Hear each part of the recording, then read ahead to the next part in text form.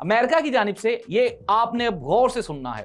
امریکہ نے ایران کو ایک تجویز پیش کی ہے کہ آپ کا جو تیل ہے اس کا 80% ہم آپ سے پرچیز کریں گے، یعنی کہ سستے داموں پہ امریکہ اب ایران کا تیل خریدے گا۔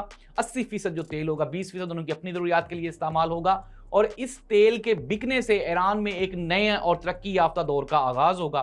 اس کے مقابلے میں امریکہ ایران پہ لگائی گئی جتنی بھی پابندیاں ہیں ان سب کو ہٹا دے گا، اور ایران اس کے بدلے میں آبنائے ہرموز کو کھول دے گا، اور پوری دنیا کی جو تجارت ہے وہ اسی راستے سے ہوگی۔ اس کے بعد ایک اور بہت بڑی ڈسکشن جو کہ اس مذاکراتی عمل کا حصہ ہوگی وہ ہے ایران میں یورینیم کی مقدار۔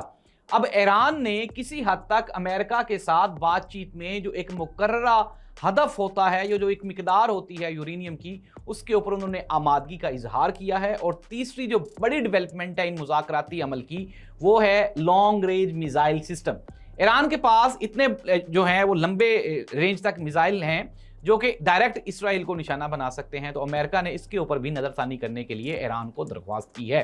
اس کے مقابلے میں اب جس طرح میں نے آپ کو بتایا ایران کو کیا ملے گا، ایک تو پرماننٹ جنگ بندی ہو جائے گی، یہ جو 2 ہفتوں کی جنگ بندی ہے یہ کنورٹ ہو جائے گی مستقل جنگ بندی میں۔ اس کے علاوہ ایران کے لیے خوشحالی کا ایک نیا باب کھلے گا۔